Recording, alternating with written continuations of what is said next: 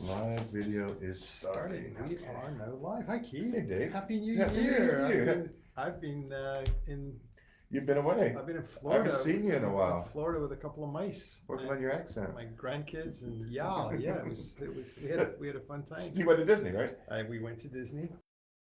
It was a sea of humanity. Really? I think it's the busiest time of the year to go to Disney, and it was great fun with the grandkids. And we split things up so we weren't at the parks every day. So we had a day at the park, we had a day at the condo, house, Airbnb, day at the park. Nice. And that was for the old folks. That gave us the time to A little recoup. yeah.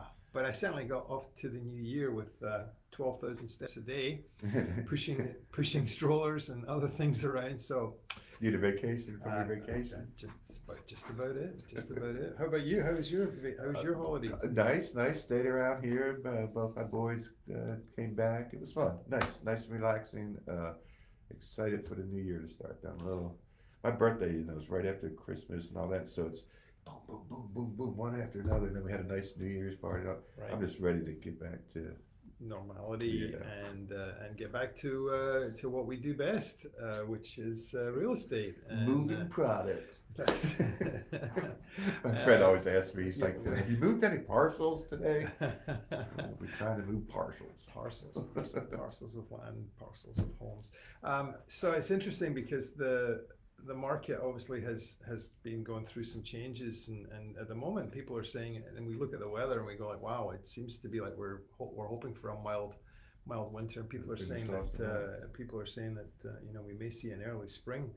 But a lot depends still on what happens with the economy and the Federal Reserve. I think is tomorrow another day they call a rate. The rate. Are they still talking about a half or a 3/4 point? I listen as I drive around the state. I listen to Bloomberg News a lot, and I've heard some folks even saying they may soften it to only a quarter this time.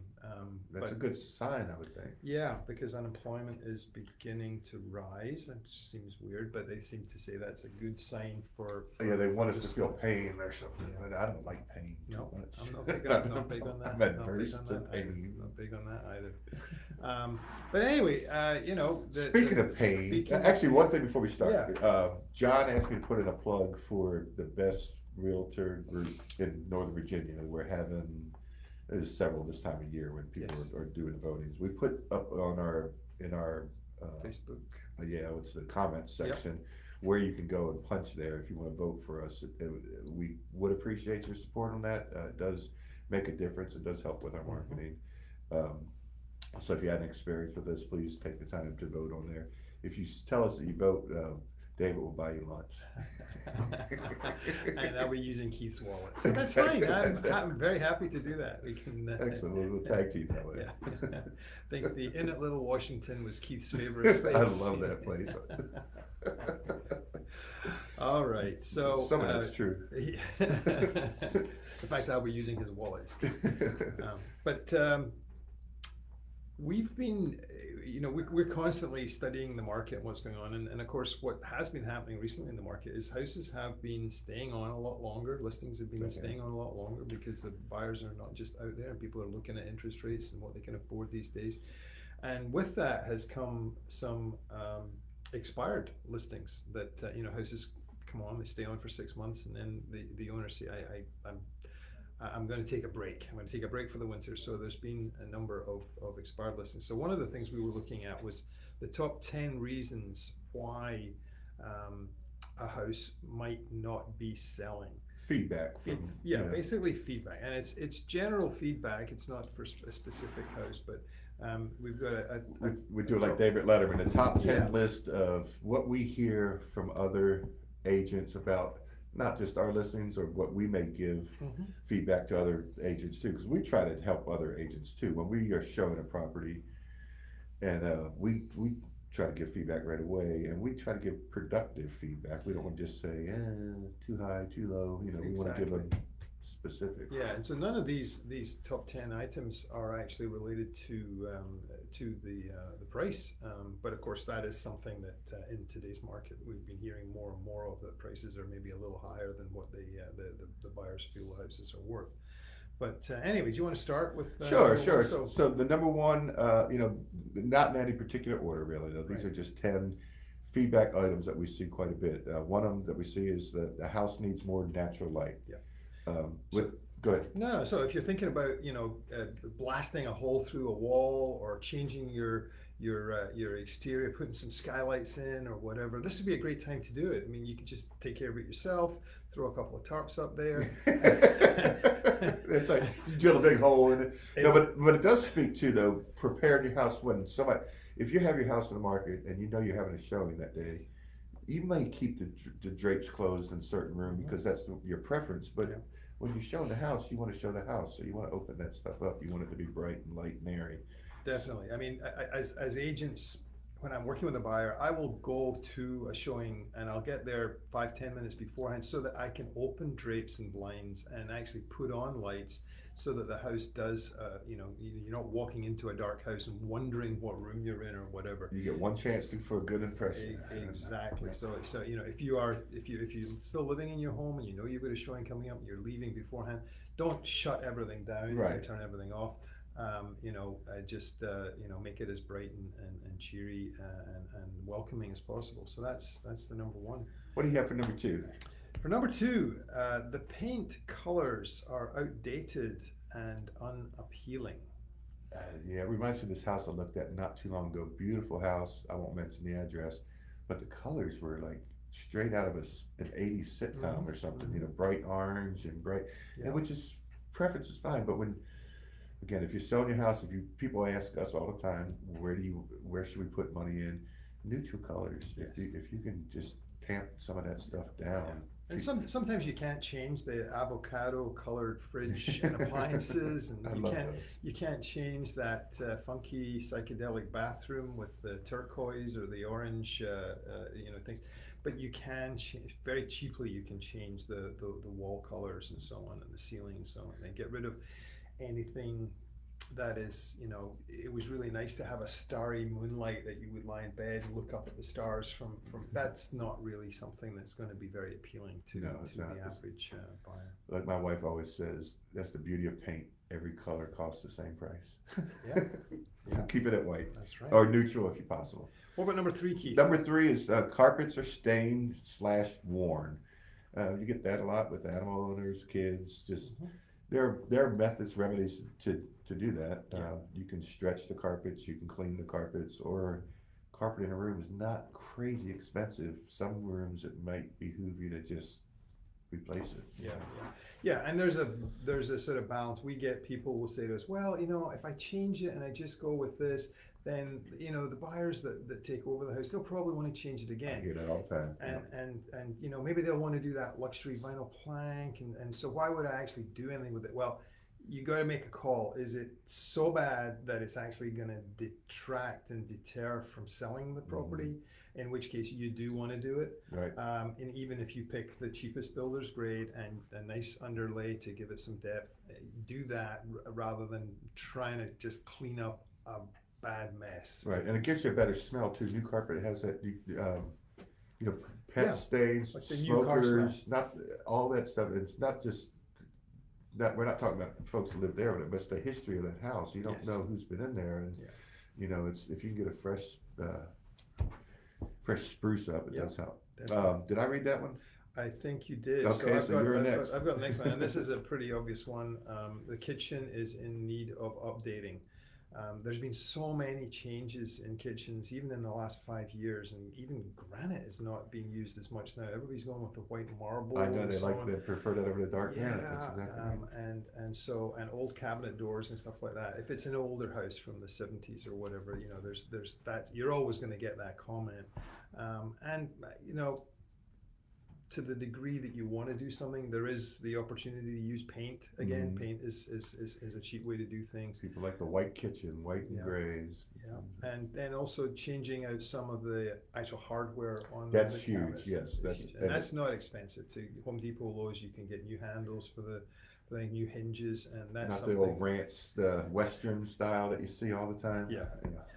So there's some small things you can do without doing a complete overhaul of the kitchen and doing more. Absolutely. All right, You're up next one next. we got, the bathrooms could use some work. I don't know, a lot of bathrooms could use work, but that's simple. A lot of it's decluttering, not recalking if you need to recalk. Yeah. Um, just stuff that you would enhance your day-to-day life anyway by taking care of. You should certainly take care of it before it hits the market. Yeah, definitely. And a bathroom that is, like you just said, it's very clean and doesn't look like it's, had a drip of rust coming onto Right. the shower or whatever. Those are pretty simple things to address, again, without redoing the whole, Right, the whole space. recalking and all that Yeah. stuff. I mean, it makes a difference. You Yeah. don't go and you see the black mold off. There's too much clutter and personal belongings visible throughout the house. Yep. What I tell people is you're selling the house, start packing. Find a spot in the garage that you want to store things away or whatever, but go ahead and get all that stuff out of there. You're going to have to do it eventually. That's true. And when we get to, as we do, not all agents do this, but we always do professional photographs of a property. So we really want the house to show the best when it comes to those viewings online. And so getting all that personal stuff out and things that you may have been planning to do anyway, this is the time to do it. We're not going to be photographing the garage anyways, so Right. you can use that garage or you can use the basement or crawl space to store things until it is time to move. But just take it down to the minimum. Right. You want to show the house. How many times are you showing a property and you see all this personal items and the buyer wants to look at the awards on the wall or the gun collection or whatever. It's like, no, let's focus you on the house. This is what we're. Yeah. Can you see yourself in this space? It's not. Exactly. You don't need to learn about the person that owns the house. That really is not what we're here for today. But can you see yourself in this space, and can you see how this room could work for you? Exactly. That's it's easier if we don't have to guide them and teach them. Got to make it simple for them. Yeah, That's right. Exactly. All right. The next one is the house smells. We talked about this morning. Yeah. The house smells musty and or like pets.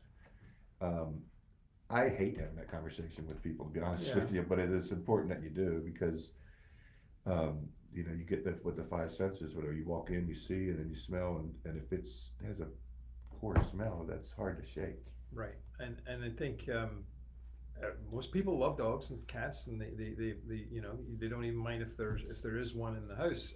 Maybe it's in a cage or whatever. But when there's an overpowering scent of something, you can often tell when you walk into a house that's been smoked in for Right. 20, 30 years. Fortunately, or it whatever. doesn't happen as much. It's not as prevalent as it used to be. It really doesn't. And there's ways But to you deal can with tell. it. You can Yeah. definitely tell when you walk in. Absolutely. So yeah, definitely address it. You don't, you live in a place, you don't tend to notice those smells because you're in and out of it all the time. It's something you're used to. So don't take offense when Right. that's one of the feedbacks that you may see coming through. That's a great point because we're just here to try to help you out with your house. Mm-hmm. You got the next one? I do. The windows are dirty and or in need of repair. This is something like clean everything. Have a deep clean done, and we have great referrals to folks to do that, to prep a house for showings and for photographs. But people will obviously go to windows. Sometimes they'll go to them to try and open them to see Right. that they're working, but they'll go up to them and they'll put their finger down to see if there's some marks or whatever. So it's not a big expense to have your windows properly cleaned and so on. If there's caulking or there's some paint that's a little bit of wood rot around it, again, an inexpensive handyman to fix that now, as opposed to it becoming an issue later on. It's well worth Absolutely. And hit it up front. You're going to deal. If people will notice if there's fog in the window. The seller side, they might not. The buyers will notice if there's fog. If the buyer's agent's worth anything, they will point out those deficiencies. And I'll see that a lot with screen doors where the gas between the two panes of glass break. It's expensive for those things, but just be prepared. Even if you don't have the funds to do it before it goes in the market, be prepared that will probably be a stumbling block before you close. Number 9, Keith, yours. Number 9, the yard is overgrown and in need of landscaping. We live in Locust Grove. We do a lot of work in Lake of the Woods, but all this area in general, leaves are an issue Yes. with us, and it's important if you have your house on the market to keep that walkway to the house clean of debris.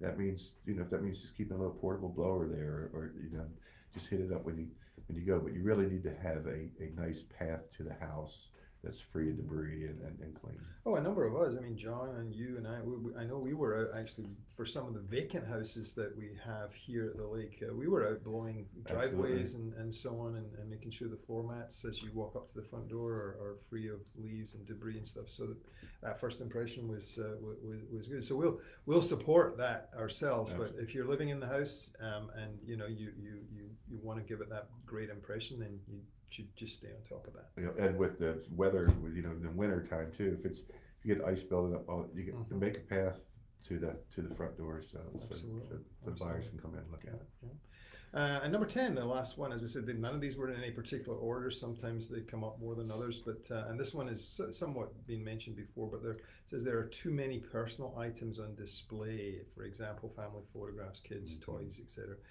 People are always interested to know about who has lived in the house that they're walking through and looking at. So, but that's not the objective. The objective is for those people to see themselves in that house, Right. and understand that this bedroom here, which obviously Sally and her twin sister are enjoying because there's photographs of them on the wall.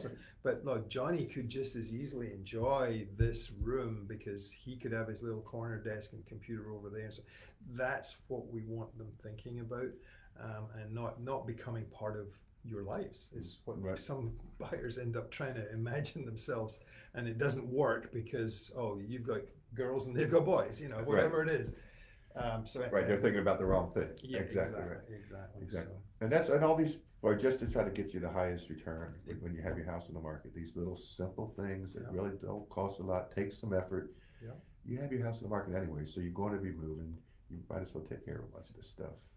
Definitely. And if there is a lot of things and you need to consider some sort of auction or estate sale or whatever, we've got great referrals for folks to come and help with that. There's also, certainly here at the lake or whatever, we've got the Lions Club and other groups that will come and pick up things for free and take them and put them and turn them into charitable donations. So there's lots of ways to accomplish and get rid of these negative. We have plenty of handymen too, so if it's something a little bit more advanced, if you want to replace a window, if you want to fix the trim that maybe a dog had chewed on or whatever, we have handymen that can help you with that as well.